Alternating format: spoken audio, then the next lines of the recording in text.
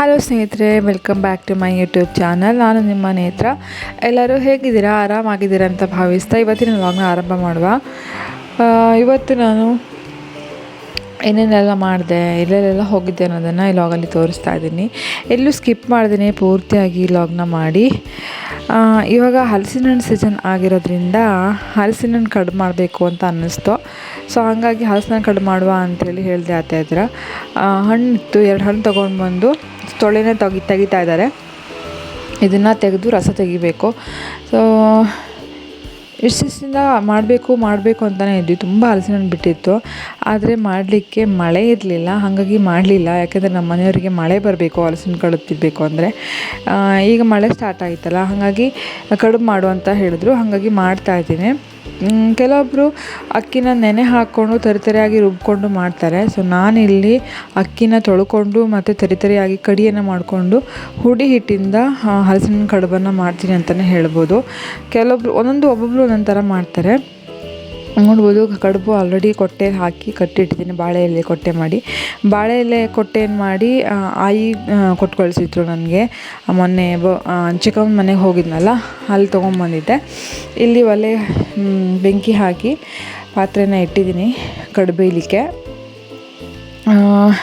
ಈ ಹಲಸಿನ ಹಣ್ಣಿನ ಕಡುಬು ಹೆಂಗಪ್ಪ ಅಂದರೆ, ಈ ಬಾಳೆ ಎಲೆ ಕೊಟ್ಟೆ ಕಡುಬು ತಿಂದ್ರೇ ಒಂಥರ ರುಚಿ. ಈ ಪ್ಲೇಟಲ್ಲಿ ಹಾಕಿ ಅಥವಾ ತಟ್ಟೆ ಇಡ್ಲಿ ಅಂತ ಮಾಡ್ತಾರೆ, ಆ ಥರ ಎಲ್ಲ ಮಾಡಿದ್ರೆ ಟೇಸ್ಟೇ ಇರಲ್ಲ. ಈ ಕೊಟ್ಟೆ ಕಡುಬು ಮಾಡಿದ್ರೇ ಒಂಥರ ರುಚಿ ಮತ್ತು ತಿನ್ನಲಿಕ್ಕೂ ಖುಷಿ ಆಗ್ತದೆ ಅಂತಲೇ ಹೇಳ್ಬೋದು. ನೋಡ್ಬೋದು, ಒಲೆಯಲ್ಲಿ ಇಟ್ಟಿದ್ದೀನಿ. 5ರಿಂದ 6 ಕಡುಬು ಮಾಡಿದ್ದೀನಿ. ತುಂಬ ದೊಡ್ಡದಲ್ಲ, ಚಿಕ್ಕದಾಗಿದೆ. ಸೊ ನಮಗೆ ಸಾಕು ಅಷ್ಟು ಕಡುಬು ಮಾಡ್ಕೊಂಡಿದ್ದೀವಿ ಅಂತ ಹೇಳ್ಬೋದು. ನೋಡೋಣ ಟೇಸ್ಟ್ ಹೆಂಗಾಗುತ್ತೆ ಏನು ಅನ್ನೋದನ್ನು.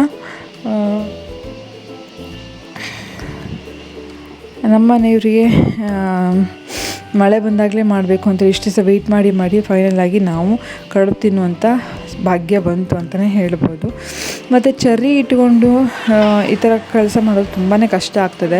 ಯಾಕಂದರೆ ಬೆಂಕಿ ಹತ್ರ ಬರ್ತಾನೆ, ಅಲ್ಲಿ ಬಿಸಿನೀರು ಇರುತ್ತೆ, ಮತ್ತು ಎಂಥರು ಬಂದು ಹಿಡಿತಾನೆ, ಹೀಗೆಲ್ಲ ಆಗ್ತದೆ. ಸೊ ಹಾಗಾಗಿ ಅವನು ಎತ್ಕೊಂಡು ಮಾಡಿಕೊಂಡು ಕೆಲಸವನ್ನು ಮಾಡಬೇಕಾಗ್ತದೆ.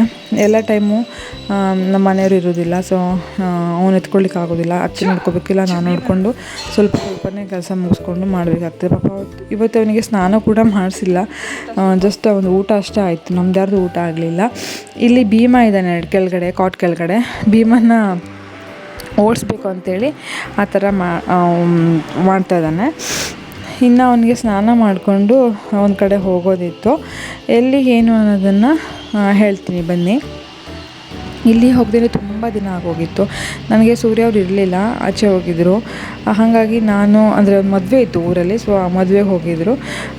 ನಾನು ಮತ್ತು ಅತ್ತೆ ಚರಿ ಹೊರಟಿರೋವಂಥದ್ದು. ಆಟೋ ಮಾಡಿಸ್ಕೊಂಡು ಹೋಗ್ತಾ ಇದ್ದೀವಿ. ಇರಲಿಲ್ಲಲ್ಲ ಅವರು, ಸೊ ಡ್ರಾಪ್ ಕೊಡಲಿಕ್ಕೆ ಅಂತೇಳಿ ಆಟೋ ಮಾಡಿಸ್ಕೊಂಡು ಹೋಗ್ತಾ ಇದ್ದೀವಿ. ಚರಿಗೆ ಗಾಳಿ ಬರ್ತದೆ ಅಂಥೇಳಿ ಸ್ವಲ್ಪ ತಂಪಾದ ವಾತಾವರಣ ಇತ್ತು. ಟಪ್ಪಿ ಎಲ್ಲ ಹಾಕಿ ಫುಲ್ ಕವರ್ ಮಾಡಿಬಿಟ್ಟಿದ್ದೆ. ನಾನು ಇಲ್ಲಿ ಬರ್ತೀನಿ ತುಂಬ ದಿನ ಆಗಿತ್ತು, ಇವ್ರು ಮೀಟ್ ಮಾಡಿದ್ದೀನಿ ತುಂಬ ದಿನ ಆಗಿತ್ತು. ಹಾಗಾಗಿ ಫೈನಲಾಗಿ ಒಂದು ಮೀಟ್ ಮಾಡುವ ಅಂಥೇಳಿ ಬಂದೆ. ಶಾಪಿಗೆ ಹೋದರೂ ಸೀದಾ ಹಾಗೆ ಬಂದೆ. ಏನೂ ರೆಡಿ ಆಗಲಿಲ್ಲ, ಏನೂ ಇಲ್ಲ. ಯಾರ ಮನೆಗೆ ಬಂದಿರ್ಬೋದು ಅಂತ ನಿಮಗೆ ಗೊತ್ತಾಯಿತು ಅಂತ ಅನ್ಕೋತೀನಿ. ಇವರು ಶಿರ್ಸಿಯಲ್ಲಿ ಮನೆ ಮಾಡಿದ್ದಾರೆ. ಇವಾಗ ಹುಬ್ಳಿಯಲ್ಲೂ ಮನೆ ಇದೆ, ಇಲ್ಲ ಅಂತೇನಿಲ್ಲ. ಶಿರ್ಸಿಯಲ್ಲೂ ಕೂಡ ಒಂದು ಮನೆ ಮಾಡಿದ್ದಾರೆ. ಅಂದರೆ ಬಂದು ಹೋಗಿ ಮಾಡಿದಾಗ ಬೇಕಾಗ್ತದೆ ಇಲ್ಲಿ ಇರಲಿಕ್ಕೆ ಅಂತೇಳಿ ಶಿರ್ಸಿಯಲ್ಲೂ ಕೂಡ ಒಂದು ಮನೆಯನ್ನು ಮಾಡಿದ್ದಾರೆ.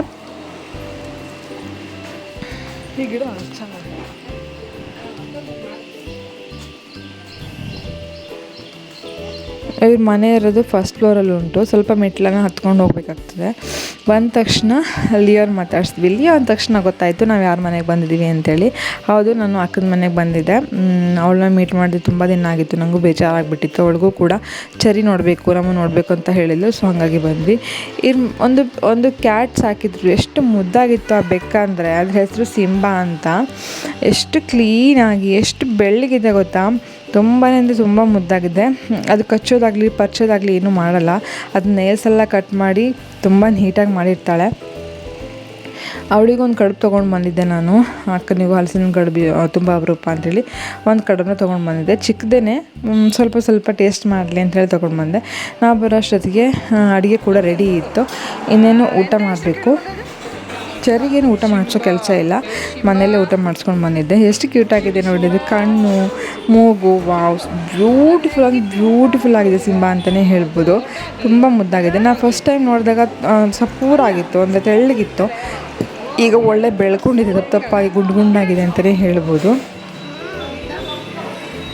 ಚರಿಗಂತೂ ಮನೇಲಿ ಭೀಮನ್ ನೋಡ್ದಂಗೆ ಇಲ್ಲಿ ಸಿಂಬಾನ ಮಾತಾಡ್ಸೋದೇ ಒಂದು ದೊಡ್ಡ ಕೆಲಸ ಅವನಿಗೆ. ಅವನ ಜೊತೆ ಆಟ ಆಡಬೇಕು ಅಂತ ಭಾರಿ ಆಸೆ. ಯಾಕಂದರೆ ಭೀಮ ಇಷ್ಟೊಂದೆಲ್ಲ ಹತ್ತಿರ ಬಂದು ಮುದ್ದಾಡೋಕ್ಕೆಲ್ಲ ಆಗಲ್ಲ, ಅವ್ನು ಕಚ್ತಾನೆ.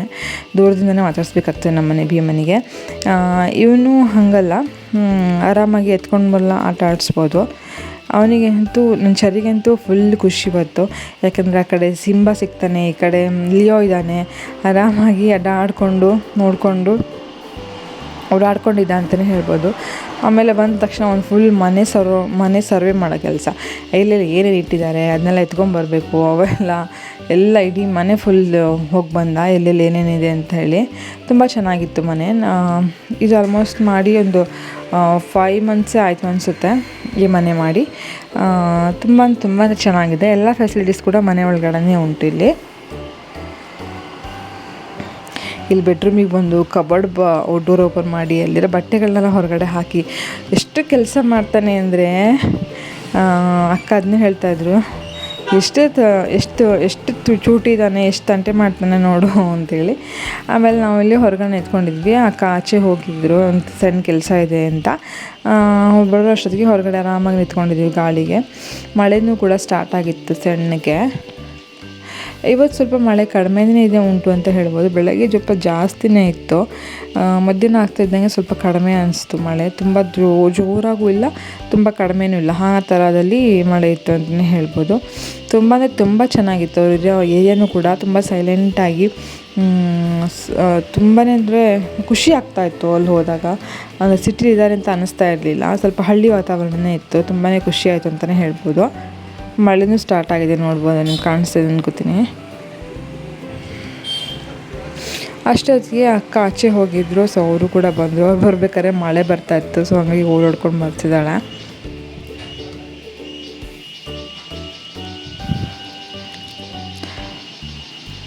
ಆಮೇಲೆ ಬಂದು ಚರಿನ ಮುದ್ದಾಡಿದ್ದೆ. ಅವನಿಗಂತೂ ಒಂಚೂರು ಇರಿಟೇಟ್ ಆಗ್ತಿರ್ಲಿಲ್ಲ. ಅವನಿಗೇನೋ ಗೊತ್ತಿಲ್ಲ, ಚಿಕ್ಕವಳಿಂದನೂ ಅಷ್ಟೇ, ಅವಳು ಎಷ್ಟು ಇರಿಟೇಟ್ ಮಾಡಿದ್ರು ಕೂಡ ಅವನಿಗೆ ಇಷ್ಟ ಆಗ್ತದೆ, ಹ್ಯಾಪಿಯಾಗೇ ಇರ್ತಾನೆ. ಮತ್ತು ಬೇರೆ ಯಾರಾದರೂ ಈ ಥರ ಮಾಡಿದ್ರೆ ಕಿರ್ಚಾಡ್ತಾನೆ.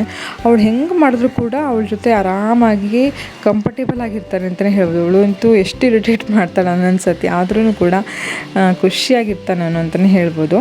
ಆಮೇಲೆ ಅಕ್ಕ ಇಲ್ಲಿ ಆಲ್ರೆಡಿ ಟೀ ಮಾಡ್ತಾಯಿದ್ದಾರೆ. ಸೊ ಅಲ್ಲಿ ತನಕ ನಮ್ಮ ಚರಿದೆ ಒಬ್ಬೊಂದೇ ಏನೋ ನಡೀತಾ ಇದೆ ಇಲ್ಲಿ ಕಾಮಗಾರಿ.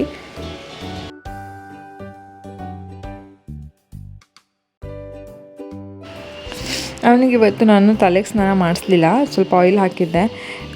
ಮತ್ತು ಹೊರಗಡೆ ಹೋಗೋದಿತ್ತು, ಲೇಟ್ ಆಗ್ತದೆ ಅಂತೇಳಿ ತಲೆಗೇನು ಸ್ನಾನ ಮಾಡಿಸ್ಲಿಲ್ಲ. ಸೊ ಹಾಗೆ ಕುತ್ತಿಗೆ ಕೆಳಗಡೆ ಸ್ನಾನ ಮಾಡಿಸ್ಕೊಂಡು ಹೊರಟಿರೋ ಅಂಥದ್ದು. ಯಾಕೋ ಗೊತ್ತಿಲ್ಲ, ಆಟಾಡಿ ಸಾಕಾಯ್ತು ಅನ್ನಿಸ್ತದೆ. ಹಾಗಾಗಿ ಒಬ್ಬನೇ ಸೈಲೆಂಟಾಗಿ ಸೈಡಿಗೆ ನಿಂತ್ಕೊಂಡು ಅವನಿಗೆ ಏನೇನು ಮಾಡ್ಬೇಕು ಅನ್ನಿಸ್ತದೆ ಸುಮ್ಮನೆ ಮಾಡ್ತಾ ಇದ್ದ. ಈಗ ಟೀ ಎಲ್ಲ ಕುಡ್ಕೊಂಡು ಇನ್ನೇನು ಹೊರಡ್ಬೇಕು ನಾವು ಮನೆಗೆ. ಇಲ್ಲಿ ಹೊರಗಡೆ ಜಾನು ಒಂದು ಸಾರಿದು ಜೋಲಿ ಕಟ್ಕೊಂಡಿದ್ದು, ಅದರಲ್ಲಿ ಕುತ್ಕೊಂಡು ಜೋಕಾಲಿ ಆಡ್ತಾ ಇರ್ತಾಳೆ. ಸೊ ಚರಿನೂ ಅದ್ರ ಮೇಲೆ ಕುತ್ಕೋಬೇಕು ಅಂತ ಹೇಳ್ದೆ. ಅವನಿಗೆ ಒಬ್ಬನೇ ಕೂರಿಸೋದು ಸೇಫ್ ಅಲ್ಲ ಅಂಥೇಳಿ ನಾನು ಕೂರಿಸ್ಕೊಂಡು ಜೋಕಾಲಿ ಮಾಡ್ತಾ ಇದ್ದೀನಿ. ಅದಾಗಿದ್ಮೇಲೆ ನಾವು ಅಲ್ಲಿಂದ ಹೊರಟ್ವಿ ಟೀ ಎಲ್ಲ ಕುಡ್ಕೊಂಡು. ನಮ್ಮನ್ನು ಡ್ರಾಪ್ ಮಾಡಲಿಕ್ಕೆ ಅಕ್ಕ ಬರ್ತಾಯಿಲ್ಲ. ಅಕ್ಕ ಕಾರ್ ಕೊಟ್ಟು ಕಳಿಸ್ತಿದ್ದಾಳೆ ಅಮ್ಮಗ ಜೊತೆ. ಅಮ್ಮಗ ಮತ್ತು ಇನ್ನೊಬ್ಬರಿದ್ದು. ಸೊ ಅವರಿಬ್ಬರು ನಮ್ಮನ್ನು ಮನೆ ಹತ್ರ ಬಿಡ್ತಿದ್ದಾರೆ. ಚರಿಗಂತೂ ಫುಲ್ಲು ನಿದ್ರೆ ಬಂದಿದೆ, ಆದರೂ ಕೂಡ ಮನಗಕ್ಕೆ ರೆಡಿ ಇಲ್ಲ ಅವನು, ಅಷ್ಟು ನಿದ್ದೆ ಬಂದಿದೆ. ಯಾಕಂದರೆ ಮಧ್ಯಾಹ್ನ ಎಲ್ಲೂ ಮನಗಿರಲಿಲ್ಲ. ಈಗ ನಾನು ಮನೆ ಹತ್ರ ಬಂದು ಚರಿನ ಮಲಗಿಸ್ಬಿಟ್ಟು ಸ್ವಲ್ಪ ಟೆರೆಸ್ ಮೇಲೆ ಕ್ಲೀನ್ ಮಾಡ್ಕೊಳ್ಳೋದಿತ್ತು, ಗಾರ್ಡನ್ ಏರಿಯಾ ಮತ್ತು 2 ರೂಮೆಲ್ಲ ತುಂಬ ಗಲೀಜಾಗಿತ್ತು. 1 ವೀಕ್ ಆಯಿತು ನಾನು ಕ್ಲೀನ್ ಮಾಡ್ದೇನೆ. ವಾರಕ್ಕೆ ಒಂದು ಸತಿ ಅಲ್ಲಿ ಕ್ಲೀನ್ ಮಾಡ್ತೇನೆ. ಇವತ್ತು ಕ್ಲೀನ್ ಮಾಡುವ, ತುಂಬ ದಿನ ಆಯಿತು. ಮತ್ತು ಗಿಡಗಳಿಗೂ ನೀರು ಹಾಕಿರಲಿಲ್ಲ, ಸ್ವಲ್ಪ ಗಿಡಗಳು ಸತ್ತೋಗ್ಬಿಟ್ಟಿತ್ತು. ಸೊ ಅದನ್ನ ತೆಗೆದು ಹಾಕಿ ಬೇರೆ ಪ್ಲಾಂಟ್ಗಳನ್ನ ಹಾಕೋದಿತ್ತು. ಅದನ್ನೆಲ್ಲ ಕೆಲಸ ಮಾಡುವ ಅಂಥೇಳಿ ಬಂದೆ. ಖುಷಿ ಆಯಿತು ಅಕ್ಕನ ಮನೆಗೆ ಹೋಗಿ ಅವ್ರ ಜೊತೆ ಟೈಮ್ ಸ್ಪೆಂಡ್ ಮಾಡಿದ್ದಕ್ಕೆ. ತುಂಬ ಸಖತ್ತಾಗಿ ಅಡುಗೆ ಮಾಡಿಟ್ಟಿದ್ಲು. ಊಟ ಎಲ್ಲ ಮಾಡಿಕೊಂಡು ಸ್ವಲ್ಪ ಹೊತ್ತು ಮಾತೆಲ್ಲ ಆಡಿಕೊಂಡು ಬಂದಿದ್ದಾಯಿತು. ಅದಾದಮೇಲೆ ಮನೆಗೆ ಬಂದ ತಕ್ಷಣ ಇಲ್ಲಿ ಎಷ್ಟು ಬಂದ ತಕ್ಷಣ ಸ್ಟಾರ್ಟ್ ಮಾಡಿದ್ದೀನಿ, ಒಂದು 5:30 ಈ ಥರ ಕೆಲಸ ಸ್ಟಾರ್ಟ್ ಮಾಡಿದ್ದೀನಿ. ಎಷ್ಟು ಕೆಲಸ ಇತ್ತು. ಮತ್ತು ಚರಿನ ಇಲ್ಲಿ ಆಟ ಆಡೋಕ್ಕೆ ಬಿಡ್ತೀನಲ್ಲ, ಹಾಗಾಗಿ ಸ್ವಲ್ಪ ಇಲ್ಲಿ ಅಂದರೆ ಮಣ್ಣು ಅಂದರೆ ಏನು ಎಕ್ಸ್ಟ್ರಾ ಮಣ್ಣೇನು ಬರೋದಿಲ್ಲ, ಕಲ್ಲುಗಿಲ್ಲೇನೂ ಇಲ್ಲ. ಗಾಳಿಗೆ ಎಲೆಗಳೆಲ್ಲ ಬಂದು ಕಸಗಳೆಲ್ಲ ತುಂಬಿಕೊಂಡಿರ್ತದೆ, ಅದನ್ನು ತೆಗೆದುಹಾಕಿ ರೂಮೆಲ್ಲ ಕ್ಲೀನ್ ಮಾಡಿ ಒರೆಸಿ ಎಲ್ಲ ಮಾಡೋದಿತ್ತು. ಈಗ ಮಳೆ ಬರೋದ್ರಿಂದ ಬಟ್ಟೆಗಳನ್ನೆಲ್ಲ ಇಲ್ಲೇ ಒಣಗಿ ಹಾಕ್ತೀವಿ. ಎಷ್ಟು ಬಟ್ಟೆ ಒಣಗ್ಸೋಕ್ಕೆ ಜಾಗ ಇದ್ದರೂ ಕೂಡ ಈ ಮಳೆಗಾಲ ಸಾಕಾಗೋದಿಲ್ಲ. ಅದು ಚಿಕ್ಕ ಮಕ್ಕಳಿದ್ರೆ ಅಂತೂ ಜಾಸ್ತಿ ಬಟ್ಟೆ ಬೇಕಾಗ್ತದೆ, ಜಾಸ್ತಿ ಜಾಗನೂ ಬೇಕಾಗ್ತದೆ ಅಂತಲೇ ಹೇಳ್ಬೋದು. ನಾನು ವಿಡಿಯೋ ಮಾಡಲಿಕ್ಕೆ ಅಂತೇಳಿ ಏನೂ ರೆಡಿಯಾಗೆಲ್ಲ ವಿಡಿಯೋ ಮಾಡೋದಿಲ್ಲ. ನಾನು ಹೆಂಗಿದ್ದೀನೋ ಹಾಗೆ ವಿಡಿಯೋ ಮಾಡಲಿಕ್ಕೆ ಇಷ್ಟಪಡ್ತೀನಿ. ನಾನು ಹಾಕ್ಕೊಂಡಿರೋ ಡ್ರೆಸ್ಸಲ್ಲೇ ಮನೇನೂ ಕ್ಲೀನ್ ಮಾಡ್ತಾಯಿದ್ದೀನಿ. ಯಾಕಂದರೆ ಒಂದು ಸರ್ತಿ ಸ್ನಾನ ಅಂತೂ ಮಾಡೋದೆ, ಹಾಗಾಗಿ ಇದೇ ಬಟ್ಟೆ ಮತ್ತು ಬೇರೆ ಬಟ್ಟೆ ಹಾಕೋದಕ್ಕಿಂತ ಈ ಬಟ್ಟೆಲ್ಲ ಒರೆಸಿ ಗುಡಿಸಿ ಮಾಡಿಕೊಂಡು ಆಮೇಲೆ ವಾಶ್ ಮಾಡೋಣ ಅಂಥೇಳಿ ಮತ್ತೆ ಡ್ರೆಸ್ ಏನು ಚೇಂಜ್ ಮಾಡಲಿಲ್ಲ. ಆಮೇಲೆ ನನಗೆಲ್ಲ ಕೇಳ್ತಾರೆ, ಕೂದಲು ಯಾಕೆ ಆ ಥರ ಕಟ್ಕೋತೀರಾ, ಎಣ್ಣೆ ಎಲ್ಲ ಫುಲ್ ಹಾಕ್ತಲೇ ಹಚ್ಕೊಂಡ್ಬಿಡ್ತೀರಲ್ಲ ಯಾಕೆ ಅಂತೇಳಿ ಕೇಳ್ತಾರೆ. ನನಗೇನೂ ಗೊತ್ತಿಲ್ಲ, ಜಡೆ ಈ ಥರ ಮಡಚಿ ಕಟ್ಕೊಂಡ್ರೇ ಕಂಫರ್ಟೇಬಲ್ ಆಗಿರ್ತದೆ ಮತ್ತು ಆರಾಮಾಗಿರ್ತೀನಿ ನಾನು ಅಂತಲೇ ಹೇಳ್ಬೋದು. ಈ ಥರ ಕೂದಲು ಬಿಟ್ಕೊಳ್ಳೋದಾಗಿರ್ಬೋದು ಅಥವಾ ಮೇಲ್ಗಡೆ ಪೋನಿ ಹಾಕ್ಕೊಳ್ಳೋದು ಇವೆಲ್ಲ ನನಗೆ ಇಷ್ಟನೇ ಆಗೋದಿಲ್ಲ. ಮತ್ತು ನಾನು ಸ್ವಲ್ಪ ಕೂದಲು ಲೆಂತ್ ಇರೋದಕ್ಕೆ ಮೇಲ್ಗಡೆ ಪೋನಿ ಎಲ್ಲ ಹಾಕ್ಕೊಂಡ್ರೆ ತುಂಬ ವೆಯ್ಟ್ ಅನಿಸ್ತದೆ, ತಲೆ ಭಾರ ಅನ್ನಿಸ್ತಾ ಇರ್ತದೆ. ಆರಾಮಾಗಿ ಈ ಥರ ಜಡೆ ಹಾಕ್ಕೊಂಡು ರಿಬ್ಬನ್ ಕಟ್ಕೊಂಡ್ಬಿಟ್ರೆ ತುಂಬ ಆರಾಮಾಗಿರ್ತೀನಿ ಅಂತಲೇ ಹೇಳ್ಬೋದು. ಕೆಲವೊಬ್ಬರಿಗೆ ಇಷ್ಟ ಆಗ್ತದೆ, ಕೆಲವೊಬ್ಬರಿಗೆ ಇಷ್ಟ ಆಗೋದಿಲ್ಲ. ನೀವು ಹಿಂಗೆಲ್ಲ ಮಾಡ್ಕೊಳ್ತೀರಾ, ಪಾರ್ಲರ್ ಇದೆ ಅಂತೀರಾ, ಹಿಂಗೆಲ್ಲ ಮಾಡಿಕೊಂಡ್ರೆ ಸರಿ ಅನಿಸಲ್ಲ ಅಂತೆಲ್ಲ ಹೇಳ್ತಾರೆ. ಆದರೆ ನನಗೆ ಹೆಂಗೆ ಕಂಫರ್ಟೇಬಲು ನಾನು ಹಾಗೆ ಇರೋದು. ಈ ಥರ ಕಟ್ಕೊಳ್ಳೋದ್ರಿಂದ ನನಗೇನು ಪ್ರಾಬ್ಲಮ್ ಇಲ್ಲ. ಮತ್ತು ನನ್ನ ಶಾಪಿಗೆ ಬರುವಂಥ ಕಸ್ಟಮರ್ಗೂ ಕೂಡ ಯಾವುದೇ ರೀತಿ ತೊಂದರೆ ಆಗೋದಿಲ್ಲ. ಅವರು ಕೂಡ ಕೆಲವೊಬ್ರು ಇಷ್ಟಪಡ್ತಾರೆ, ನೀವು ಈ ಥರ ಕಟ್ಕೊಂಡ್ರೆ ಆರಾಮಾಗಿರ್ತೀರಾ ಎಲ್ಲ ಕೇಳ್ತಾರೆ. ಸೊ ಆರಾಮಾಗಿರ್ತೀನಿ, ಏನೂ ತೊಂದರೆ ಆಗೋದಿಲ್ಲ.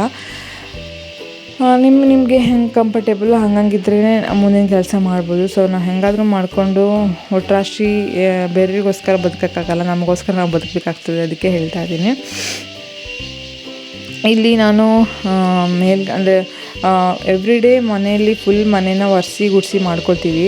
ಆದರೆ ಇಲ್ಲಿ ಟೆರೆಸ್ ಮೇಲೆ ಮಾತ್ರ ನಾನು ವೀಕ್ಲಿ 1 ಟೈಮ್ಸ್ ಮಾತ್ರ ಕ್ಲೀನ್ ಮಾಡ್ಕೊಳ್ಳೋದು, ಎವ್ರಿ ಡೇ ಮಾಡೋದಿಲ್ಲ. ಯಾಕೆಂದರೆ ಫುಲ್ ದೊಡ್ಡ ಮನೆ ಆಗಿರೋದ್ರಿಂದ ಬೆಳಗ್ಗೆನೇ ಫುಲ್ ಲೇಟ್ ಆಗಿಬಿಡ್ತದೆ ಅಷ್ಟು ಮಾಡ್ಕೊಳ್ಳೋದ್ರಲ್ಲೇ, ಮತ್ತು ಶಾಪಿಗೆ ಬರಬೇಕಲ್ಲ. ಹಾಗಾಗಿ ಕೆಲಸದವ್ರು ಬಂದರೆ ಅಕಸ್ಮಾತ್ ಏನಾದರೂ ಕೆಲಸಕ್ಕೆ ಬಂದವಾಗ ಕ್ಲೀನ್ ಮಾಡಿ ಕೊಡ್ತಾರೆ.